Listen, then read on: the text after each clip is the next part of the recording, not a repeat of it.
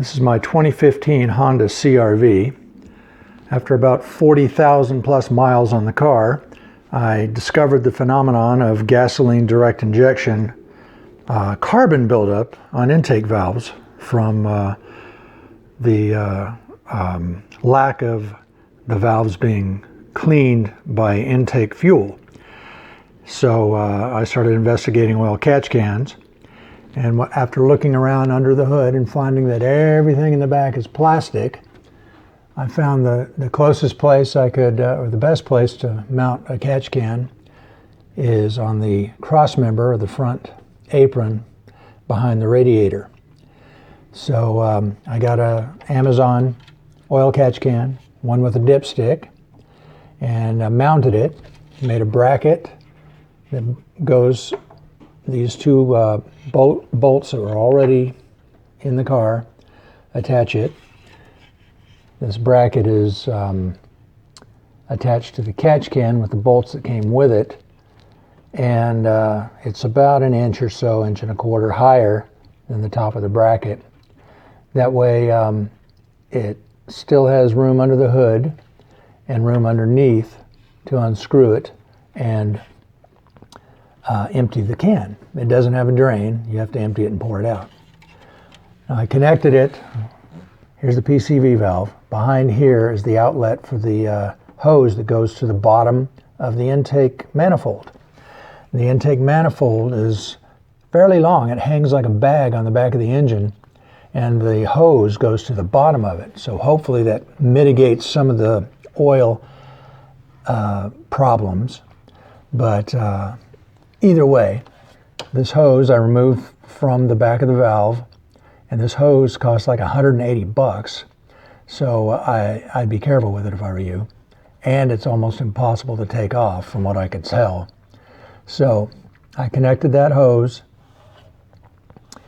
to a double barb connector and some fuel hose, 3/8 inch diameter, which is supposed to be temperature, fuel, and oil resistant material. And I ran it to the outlet side of the gas catch can, and from the original connection point on the back of the valve cover, I ran the fuel hose to the inlet side, sorry, I wasn't tracing it well, to the inlet side of the catch can.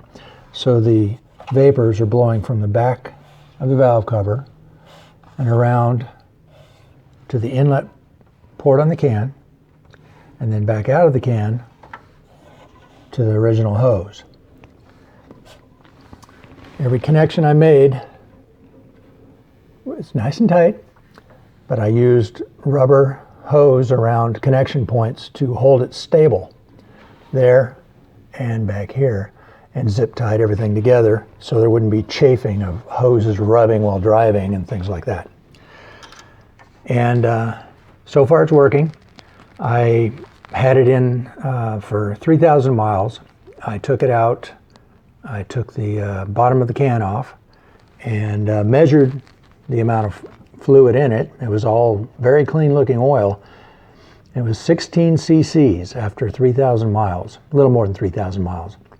And I don't know what's the acceptable amount, but I took this hose off the back of the can, the outlet hose, and ran a Q-tip down inside, and I swabbed around thoroughly and looked at it, and it was perfectly clean. So there's no oil residue, at least here. On the underside of the main part of the can, the fixture that everything attaches to, there's a hole from the inlet side going straight down in, and then there's another hole on the outlet side going up over here, and then that's where the connector is. And inside that hole I stuffed some basically wadded up stainless steel window screen to act as a place for oil vapors to condense into droplets and drip down inside. And it seemed to work. So 16 cc's that I collected after 3,000 miles is just a hair over a fluid ounce of oil. So I don't know what to expect. I've seen videos on YouTube where guys were driving VWs and driving them fast and filling up their catch can in a couple 100-mile race. But I only drive this car at most maybe 2,500 RPMs, driving around town, going to town, in between local towns, things like that. So it doesn't get a real run. So I don't know if I'm doing any good here with this or not, but that's what it did. And just showing you how I installed it. And if you could use it, great. So have fun. Bye-bye.